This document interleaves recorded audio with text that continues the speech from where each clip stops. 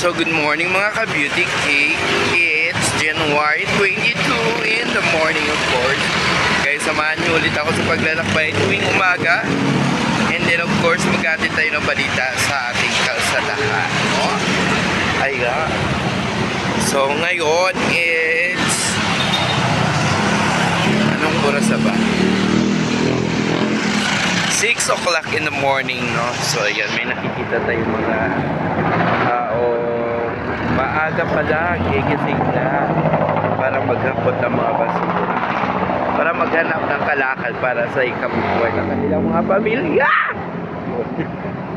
So ayan guys, medyo bingi kasi ako kaya kailangan lakasan natin ng mga sinasabi ko, no? Para marinig nyo naman at saka marinig ko rin yung mga pinagsasabi ko dito.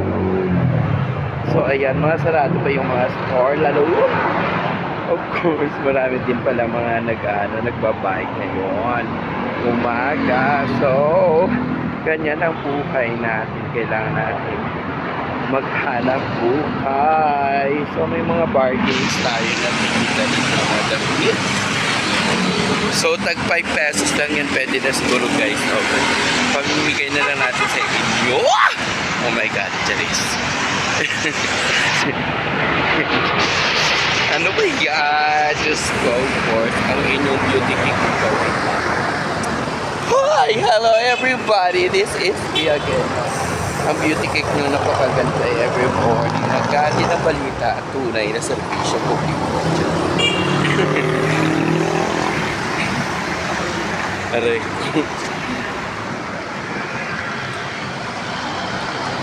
So ayan, dadaan tayo sa pagkawin kasi mamaya maraming dumadaan ng mga kotse lovers.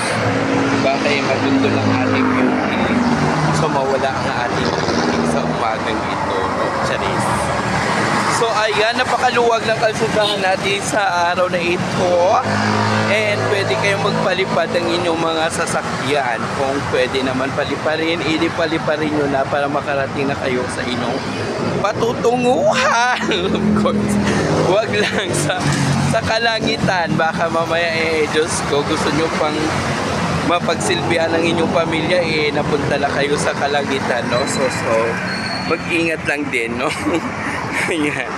Baka mapaimpornal pa kayo sa tuwing kayo nagmamadali sa kalsadahan ng nating ito. At yung kalsada pa naman natin is medyo lubak-lubak na. Marami ng mga humps. So yan, wala pa kasing budget guys yung gobyerno. Dahil nasa under observation pa lang yung ating mga flood control projects. So ayan, nasa debate lang. Kaya hindi pa pinagkakalat ulit yung ating mga project. Mga kailangan na na budget for this DPWH highways, no? Charis. Ayan, nakikita nyo guys, puro ispalto na yung kalsada na yan, hindi na bago. Pero dati-rati guys, every 1 year papalit yan.